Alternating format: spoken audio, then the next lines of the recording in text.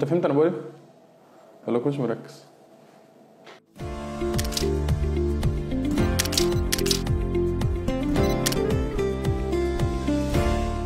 يا ترى ايه اكتر درس بيسوس عند كل البشر؟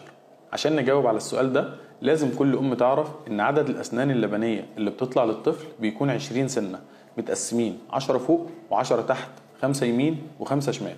الاسنان دي بتطلع من خلال سن 6 شهور ولحد سن 2.5 سنين، وعند سن 6 سنين بتطلع في كل جنب من الجوانب الاربعه في بق الطفل السن رقم 6.